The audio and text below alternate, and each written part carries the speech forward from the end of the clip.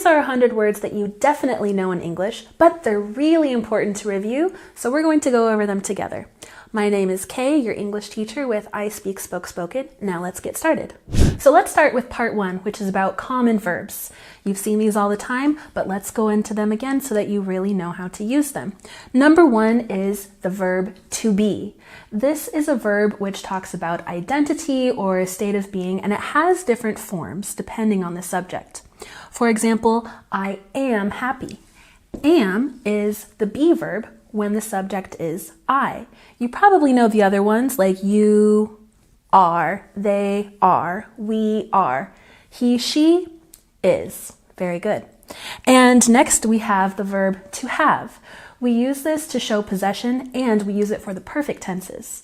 For example, I have a car means I possess a car, I own a car. Or if we're using it in a perfect tense, I have eaten dinner means in the perfect tense, this action is finished. I have eaten dinner, so I'm not going out to a restaurant tonight. Number 3, to do. We can use this as a main verb or an auxiliary verb that refers to actions. For example, I do my homework every day, or I do the dishes, or I do my makeup. And number 4, to say. It's really important to pay attention to this one because I often hear my students mix up to say and to tell. To say is simply to let words come out of your mouth, but to tell is to say something to another person. For example, she said she was tired. We don't know who she's telling this to, it's simply something that she says. Number 5 is to go. We use this as a verb to describe moving from one place to another. For example, I go to school every morning. And now we have essential nouns in part 2. Starting with number 6, we have time. Time as a noun refers to the concept of minutes or hours, days, years. For example, we don't have much time as a noun. And something that's really important to remember about this essential noun is that it's non-countable. We can't say I have 1 time, I have 2 time, no, but we can measure time and we can count those measurements. We can count minutes, we can count hours, we can count days, but the noun time itself is uncountable. And number 7 is person. Remember to put the stress on the first syllable when you say person, person. And something really important to remember about this essential noun is that it is singular, 1 person. We don't say 2 persons because, as you know, we say 1 person, then 2 people. And we never say 1 people. So once again, 1 person, 2 people. And number 8, another essential noun is year. Remember before about time, which is uncountable, year is countable. We can count years. And pay attention to the pronunciation here. Make sure that you're really making the Y sound. Year. Some people drop the Y sound and it sounds like ear. Don't make that mistake. Year. For example, this year has been challenging. And number 9 is thing. Remember to put your tongue between your teeth for the TH sound. Thing. Number 9 is really important because it can refer to tangible things like this pen, this thing, or abstract things like time or thoughts or feelings. But in this example sentence, what is that thing on the table? It's for a tangible item, something you can see, something you can touch, because we're asking about the location of the object. Number 10 is place. This refers to a location. For example, let's meet at your place. In this example sentence, let's meet at your place. Usually we know that that means your house or your apartment, the place that you live. And don't forget to click here on the little I to download all of these screens. You can study and take a free quiz at the end. Now let's look at part 3 of these 100 most useful words in English. Let's move on to everyday adjectives. Number 11 is good. I know you know this word, but do you know how to use it properly? You can think that something is good. Remember that to be verb, something is good, or this is a good book. But if we're describing an action such as running, singing, swimming, then we use the adjective well. So remember, if you see the be verb is, am, are, then you can use good. But if you're using an adjective to describe an action, use well. And number 12, we have new. And this adjective describes something which hasn't been around for a long time or has just appeared.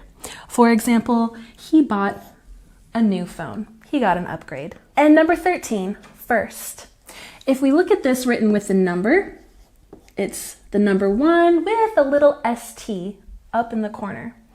This is something to keep in mind because I see this mistake quite often and I don't want it to happen to you. When we spell it with letters, first refers to the first time something is occurring. And we can use the number 1 and the letters ST, just like in the word, ST. But what about if something is second?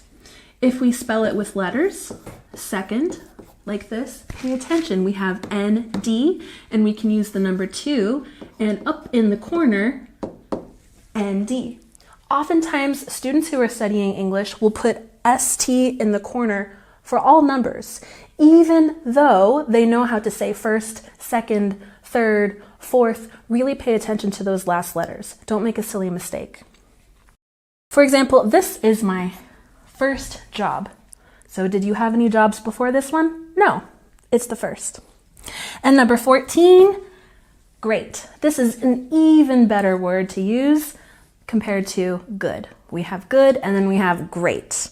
For example, we had a great time. This means something was exceptional. Number 15 is same. Now, same means identical, exactly the same.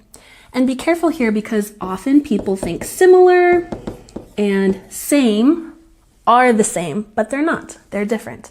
So same, for example, we are in the same class means that at 12 o'clock in classroom 302, we are sitting there taking the exact same class.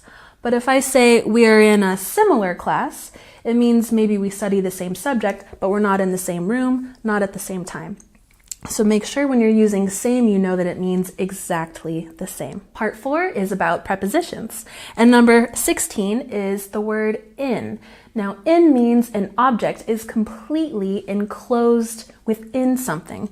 For example, the keys are in my bag. The keys are not on the table or under the chair. They are enclosed in my bag. And number 17 is the preposition on. We can use this word to talk about where objects are located. For example, an object on the surface of something is the preposition on. The pen is on my hand.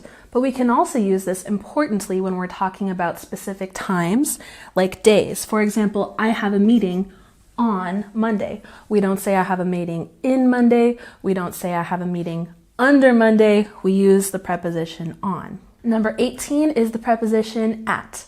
This preposition is used quite often, and we can use it for objects, again, when objects are located at a specific location, but we can also use this preposition when we refer to time.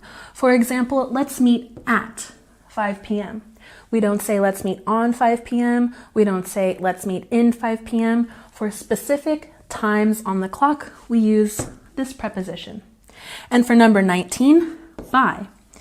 This usually is used when we're describing how something is done. For example, he traveled by car. How did he travel? He traveled by car, or he traveled by train. We can also use this as a preposition to show that something is near. For example, my chair is near my desk. And number 20 is for. We can use this to show the purpose or when something is being received by another person or another thing. For example, this gift is for you, which means you are the recipient of this thing. And you know that because we're using the preposition for. Now let's look at part 5, which is all about basic pronouns. Again, you've heard these before, but let's make sure you're using them properly every time. So 21 is I, all about me, the speaker. For example, I am learning English. And you'll notice there's another 100 most useful word here, the be verb. Again, I am learning English. And number 22 is you. In English, this can refer to you, a singular person, or you, a group of people. For example, can you help me? Now, number 23 and number 24, he refers to a male animal or a person who identifies as male. For example, he is my brother. And notice here we have the to be verb. It's third person singular, so we use is. Same thing for she, which refers to female animals or people who identify as female. For example, she loves to dance. And don't forget, when you put verbs next to third person singular pronouns, you must add the S. If you have trouble remembering that, just look, he is, oh, there's an S. She loves, oh, there's an S. Number 25 is it. Now, grammatically, we put it in the same category with he and she, third person singular. So when we add verbs like the be verb, we use is. He is, she is, it is. Now, it can refer to a thing, like an object, like this pen, or it can refer to an animal if we don't know whether it's a female animal or a male animal. Number 26 is we. Now, we refers to a group of people which includes the speaker. So if I say we are going to the park, it means all these people plus me are going to the park together. And the be verb that we use is are. And 27 is they. They refers to a group of people that does not include the speaker. For example, they are playing soccer. Am I playing soccer with them? No, they are playing soccer. Number 28 is me. Me, all about me. Me and I are similar, but we use them in different ways because we use it to refer to the speaker as the object of the verb. For example, he gave me a gift. We don't say he gave I a gift. He gave me a gift. And speaking of objects of a verb, we have him. Number 29, referring to a person who identifies as male. For example, I saw him at the mall. And this is the object of the verb. Which verb? Saw. Notice here we're using I because I'm describing the verb that I did. I saw him. That's the object of the verb. And 30, her. Just like before, refers to a person who identifies as female, who is the object of the verb. So if I say, I spoke to her yesterday, again, I, the subject, spoke is the verb, and the object of the verb, her. I spoke to her yesterday. And continuing on with the list, we have number 31, them. Remember to put your tongue between your teeth when you say them, them. And again, this is referring to a group of people or things which are the object of a verb. For example, I helped them with their homework. Again, we have I, and the verb helped who? Them with their homework. And number 32, this.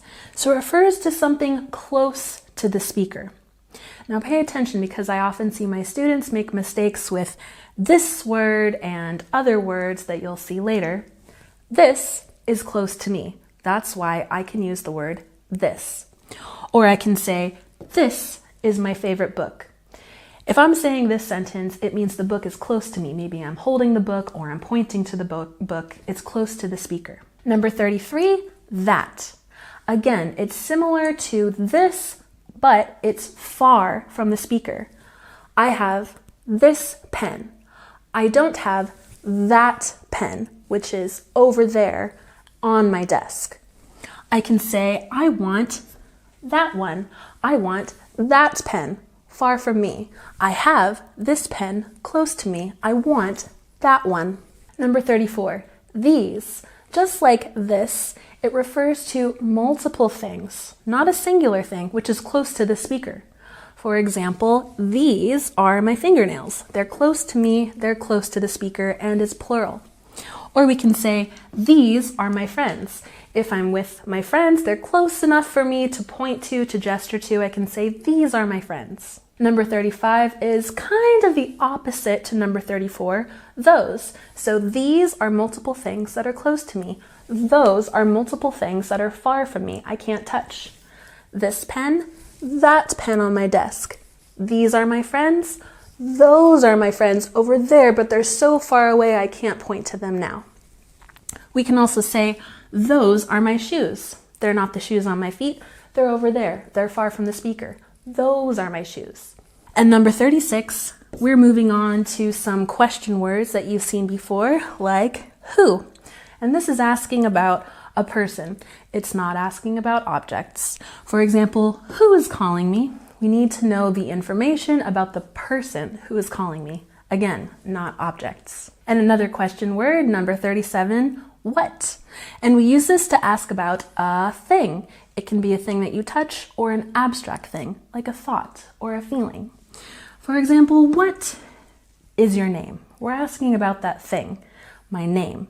You can't touch my name, but we know it's there. It's an abstract thing. And number 38, where? We use this question word to ask about a place or a location. Like, where are you going? What's the location? What's the place you're going to? Where? Number 39, when. When refers to asking questions about time. Like, when does the train arrive? The answer to this question is going to give you a specific time. And number 40, why. We use this to ask for a reason. We're not asking for a yes or a no answer. We're asking for more information that explains something. For example, why are you late? I'm not asking, are you late? That would be yes or no. I'm asking, why are you late? I need more information. Did you miss your alarm? Did you miss your bus? Did you trip and fall down on your way here? I need lots of information when I use this question word, why. Number 41, similar to number 40, how asks for more information. It asks for an explanation about a process or a method, the way in which something was done. So I can ask, how did you make this? Oh my gosh, these cookies are so delicious. How did you make these cookies? I want to know the recipe. I want to know the instructions. I want to know the process. And number 42, which. Now this is asking about something specific. Usually if there are multiple choices in the context that we're asking about, we want to know which of the choices. For example, which color do you prefer? Imagine you're at a shop, someone is showing you some dresses of different colors, and they ask you, which color do you prefer? They're not asking you to think of any color that exists in the universe, only from the choices in that particular situation. Number 43, can. We can use this as a question word. Can you do something? Or we can use it to show an ability. For example, I can swim, or I can ride a bicycle. Number 44 is will, and we use this to talk about future actions. For example, I will call you tomorrow. It hasn't happened yet, but in the future, it's an action that's going to happen. Number 45 and 46 are a little bit tricky. Do you know how to pronounce them properly? There's a silent letter involved. Here and here. Don't say the L in these words. Number 45, we say would. No L. Would. Would.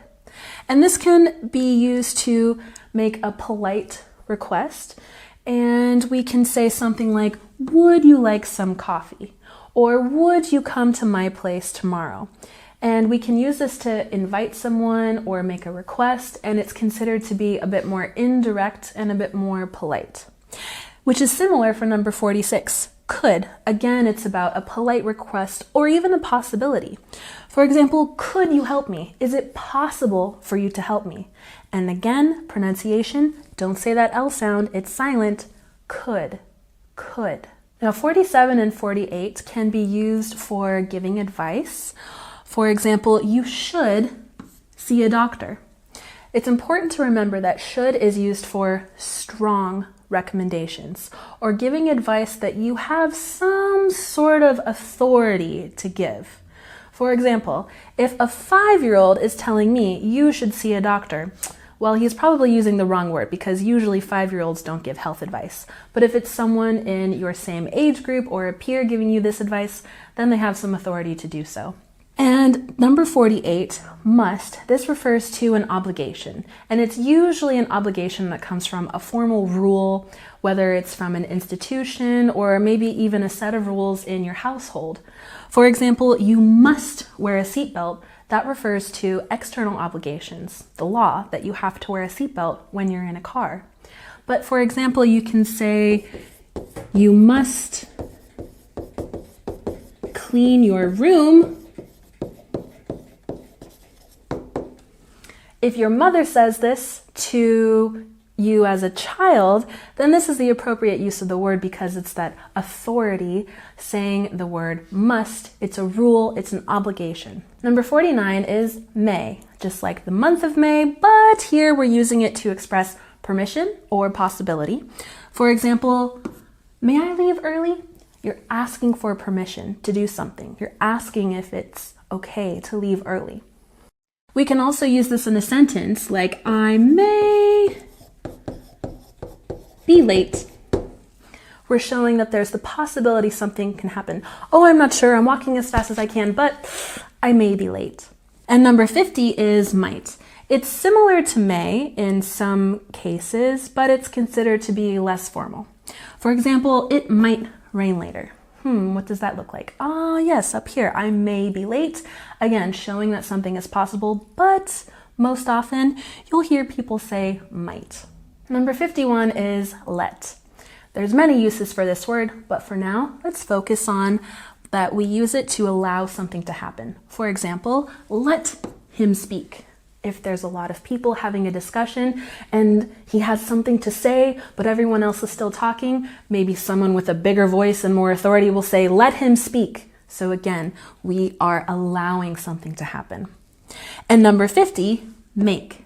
Lots of uses for this word, but for here, in general, it's to create or to cause something. For example, I will make dinner. And another tricky example that's important to remember, I will make the bed. Make the bed? Do I know how to do woodwork? No. Make the bed means you put the blanket and the sheets back nicely and you fluff up the pillows. This is another tricky use of the word make. And don't forget that you can click on the little eye in the corner to download all of these slides and take the free quiz at the end. If you have any questions or want to show us how you did, you can leave a comment down below. Now, let's look at number 53, take. This is used to show that you are receiving or carrying something. For example, take this umbrella with you. Here we can use it to mean receiving and carrying at the same time. Imagine you're at your friend's house, and when it's time to go, you open the door, it's raining. So your friend says, take this umbrella with you. So you're receiving the umbrella and you are carrying it with you. And number 54, come. This is used to indicate that there is a movement towards the speaker, towards the person who is speaking. For example, please come here. If you are talking to a little child and you see they're doing something they're not supposed to do, so you have to have a little talk with them, you say, please come here, come to the speaker. Number 55 and 56 are really important to know the difference between. We have see and look. You know both these words, you say both of these words, but do you know how to use them correctly? See refers to perceiving something with your eyes. You're seeing all the time, even when you're not really focusing or paying attention on something. But looking is when you direct your eyes to something intentionally and you give it focus. For example, I see the sunset. It doesn't take much focus. It's happening, the colors are all around. I don't have to point my eyes in one specific direction because the sunset is taking up the whole sky. But if we say, look at this picture, I'm asking you to focus your eyes at this particular spot. So seeing is something we do without even thinking. Looking is intentional and direct. Number 57 and 58 are quite similar, but again, important to know the difference between. We have give and get. They're a bit like opposites. So when you give something, in general, you're moving something or transferring something. For example, give me your hand. It means I want your hand to move over here, to transfer over here to my hand. And get means that you receive or you obtain something. In this example, I need to get some rest. Rest is a bit of an abstract thing. This is another way to say I need to sleep. I need to get some rest. I need to obtain some rest. And give is usually for tangible things like I give you a gift or please give me my purse. But we can also use intangible items for both of these words. Number 59 and 60 are, again, good words to know the difference between. Of course, you know them. Oh, look at that. But if you think you're unsure, then pay attention. So, know means that you are aware or you understand something. It's something that you've learned, something that you've thought through. For example, I know the answer. I'm sure of it. I've learned this. But the word think is about expressing thoughts or opinions, and these may be wrong. These may not be things that you have learned definitively. It could just be passing thoughts or opinions that are not well formed. For example, I think it's a good idea. I don't know 100% that it's a good idea, but my opinion, my thought is it's a good idea. If I say I know it's a good idea, it means maybe I've tested it sometime before, so I'm 100% sure. Part 8 is about actions and descriptions. 61 is want. It's when you are expressing desire for something. For example, I want a new phone. I desire a new phone. I'm wishing for a new phone. And number 62 is use. This is showing that you are employing something. For example, I use my laptop daily, or I use my kitchen to cook food daily. 63 is find. This means that you have discovered something. For example, I need to find my keys. They're lost. I don't see them. I need to find them. And number 64 is tell. Remember, before we looked at to say, and now we're looking at to tell. If I'm alone in my house and I say words, I'm simply saying them. They're simply coming out of my mouth. But tell indicates that you're communicating information to a specific recipient. For example, tell me the story means I want you to give me the information. So tell is being used to show that information is going from one speaker to a listener. But saying is a bit more passive. Number 65 is ask. This is when you make a question or request information. For example, ask him for directions. It means you need to go make a question to this person to get information. And number 66 is work. This is the verb, which means you are performing a job or performing a task. It doesn't necessarily have to be related to your position with an employer. For example, I work in an office. This refers to performing a job through your employer. Or you could say,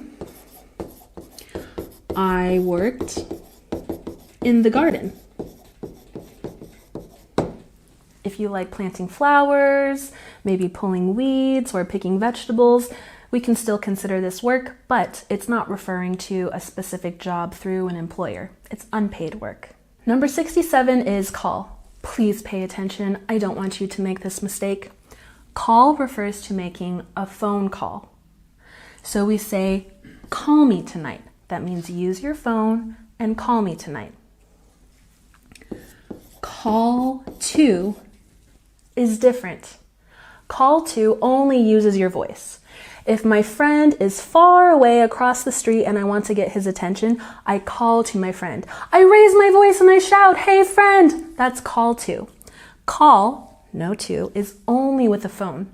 So please keep those differences in mind. And number 68 is try. Make an effort. Make an attempt.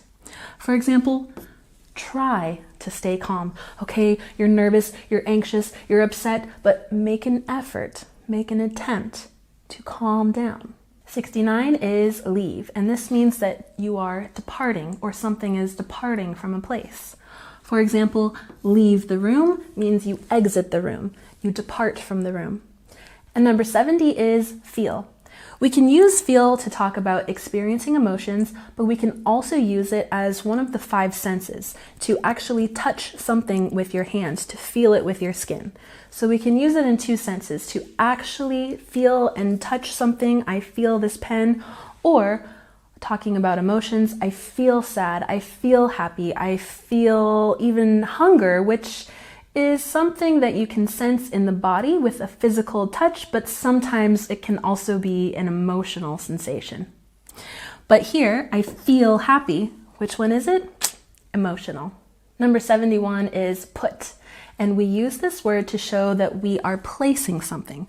For example, put the book down is a direction, it's an instruction that you need to place the book down. Don't have it in your hands anymore. Please put it somewhere else. Place it somewhere else.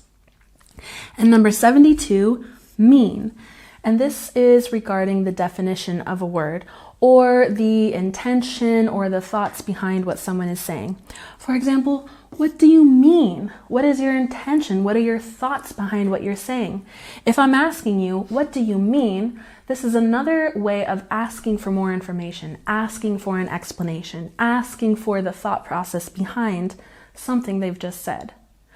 But I can also use it in a specific sense. I can ask a question like, what does call mean? Do you remember? Is it call with the voice, hey friend, or this one, call on the phone? Good, call on the phone. Number 73 is keep, and this means that you retain something. And we can say keep it safe. You are maintaining the safety of something. You can also say, keep this for me. I'll come back and get it later. It means I want you to hang on to it, to maintain it in your possession.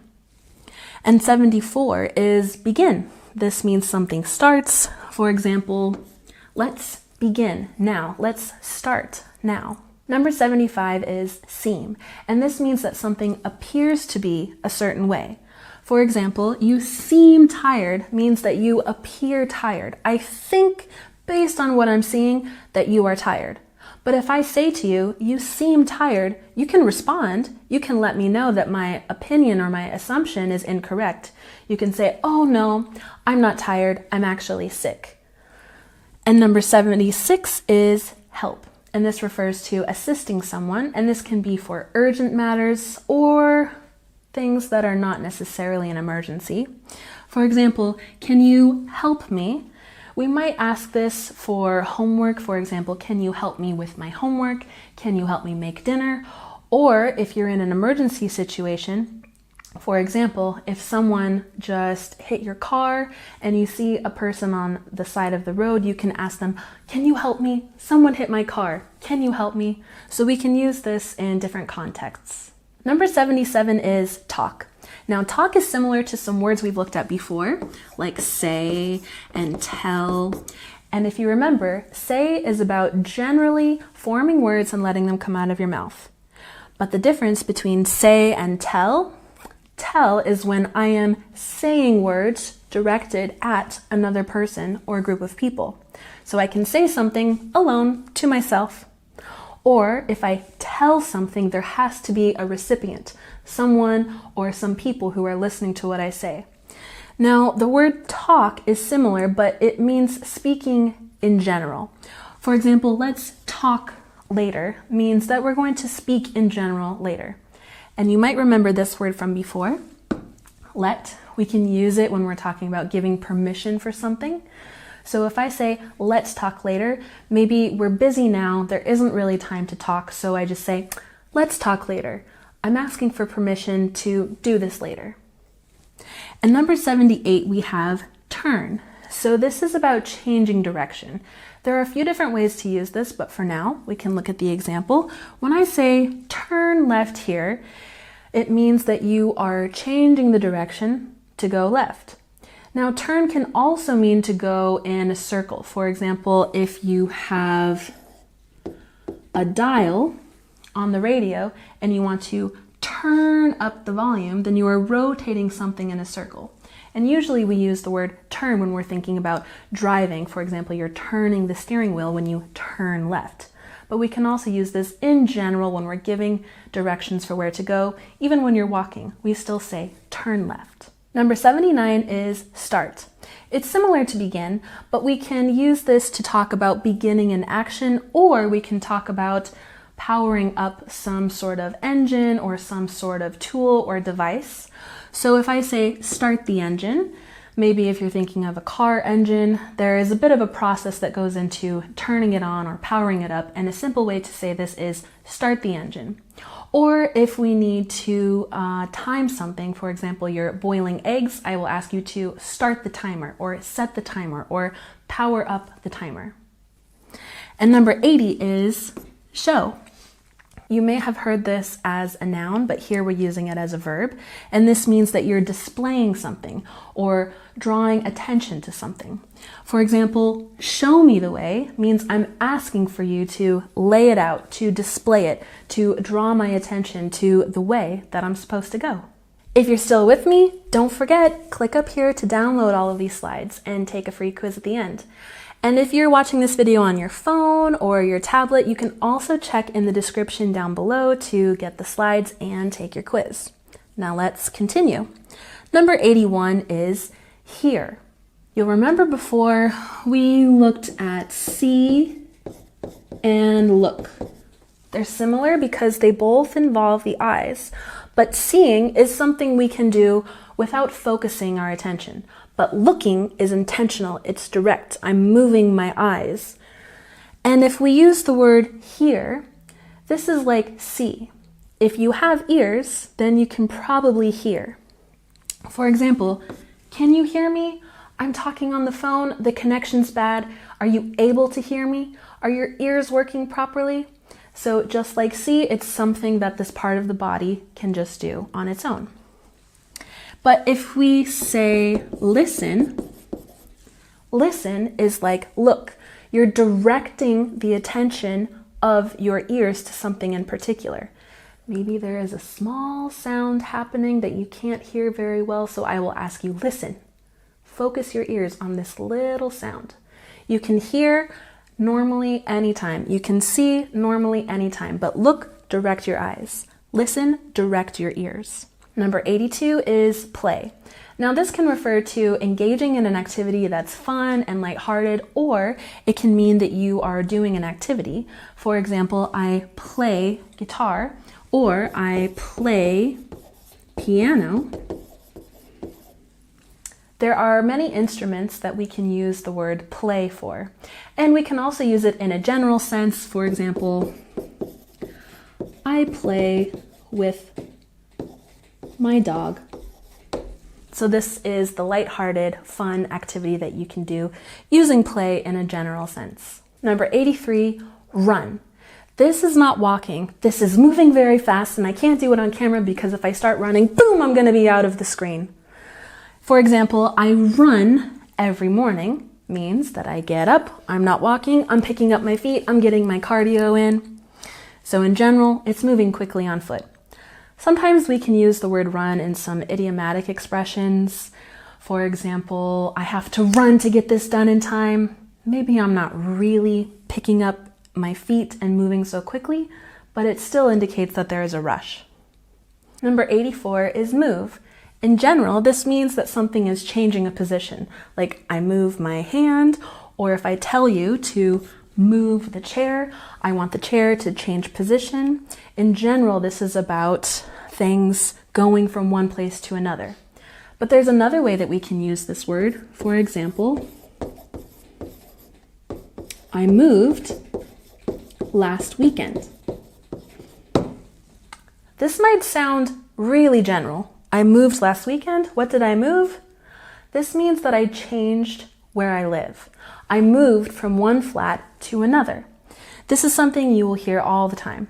Now, a mistake people often make with this is to say, I moved my house last weekend, or I moved my apartment last weekend.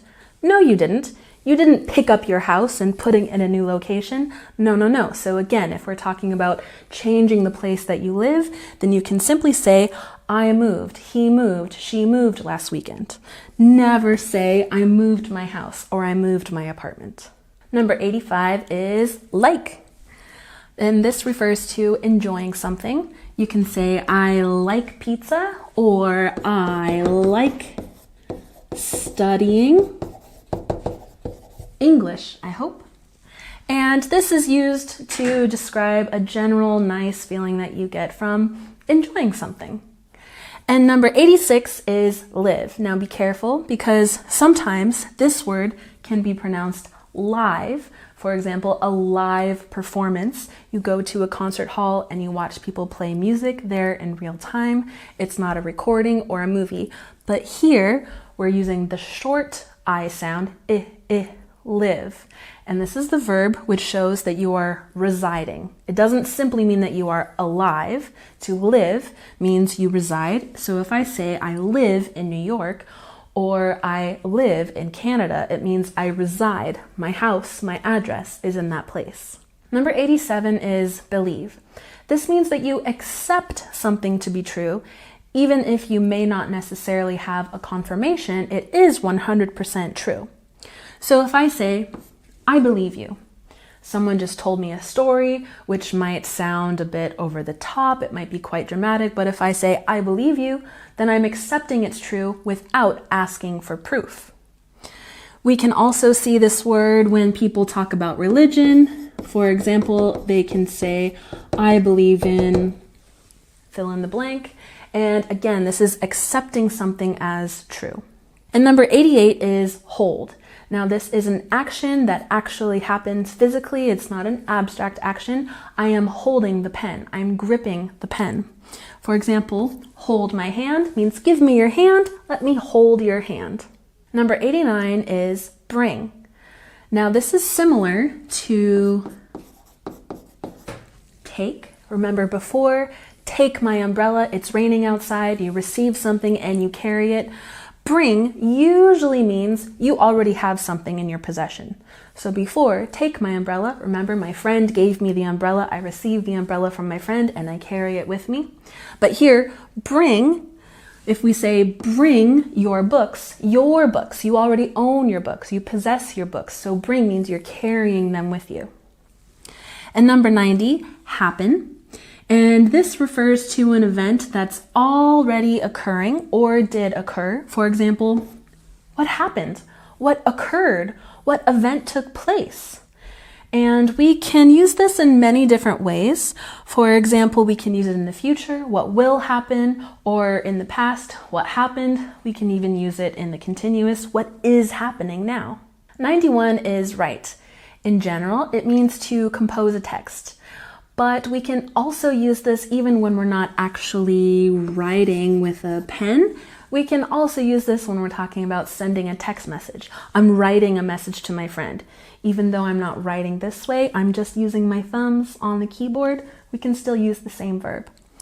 But if I say write a letter, we can also look at this as writing a letter with a pen or even typing. And number 92 is provide. We put a stress on the second syllable, provide, provide. And this means that you are giving something. For example, we provide support. We give support. We offer support. Or we can say, he didn't provide slippers. When I went to his house, I took off my shoes and he didn't give slippers. 93 is sit. You've probably heard this word before. In general, you're putting your bottom on a surface, usually a chair or a bench. And if I say sit here, it means I'm giving the direction for you to sit down. Maybe you just came into someone's place for the first time, or you came in for an interview and they may say sit here and they direct you to a chair. And number 94, stand, the opposite of sit, when you're upright with both of your feet placed firmly on the ground. But if I say stand still, maybe this is something you say to a child, or if you go to get your photo taken, maybe for a passport photo, the photographer will say stand here and stand still. It means don't move. Number 95 is lose. In general, this can mean that you misplace something, but it can also mean the opposite of winning. For example, if two teams are playing against each other, only one can win and one can lose. But here we're talking about misplacing something. So if I say, I lose my keys, I'm terrible at remembering where I put them, this means that I've misplaced my keys. I didn't put them where they belong so I can easily find them the next day. They must be in my pocket or my bag or on the ground somewhere. And number 96 is pay, which means giving money, usually when you're buying something. For example, pay the bill means that you are receiving a bill in the mail, maybe for electricity, or if you're at a restaurant and they bring the bill, then you have to pay the bill because you buy the food. 97 is meet, and this means that you encounter someone. It could mean that you're meeting someone for the first time or that you are seeing someone again. So if I say, let's meet tomorrow, I could say this to my friend. Again, let's, asking for permission or suggesting something. Let's meet tomorrow. Let's encounter each other tomorrow. Let's see each other tomorrow. Or maybe I'm talking on the phone with an employer that I just sent my CV to or my resume, applying for a job. And they say, great, let's do an interview. Let's meet tomorrow. This would be encountering someone for the first time. It works both ways. And 98, include, we've got a stress on the second syllable, include, include. And this means that you are containing something. For example, this package includes a map. It means that the package contains a map as well as other things. Include can also mean there is an additional person or an additional object within a group of things. For example, if I say, let's include your little sister. We're going to the park tomorrow. That means a group of people and the speaker. And if I say, let's include your little sister, it means we should add that person in the plan, in the group. Number 99 is set. And this word is used in lots of different ways. We can use it to refer to placing or adjusting something. So if I say set the alarm, it means that you are placing the alarm or adjusting the alarm for 6 a.m. But we can also use this if we're talking about moving something. So if I say, set this down, remember this is a word that we use to describe an object that's close to the speaker. So if I say, set this down, we can also use it to show that we're moving something or placing something from one place to another. And last but not least, number 100 is listen. Do you remember the difference between listen and hear?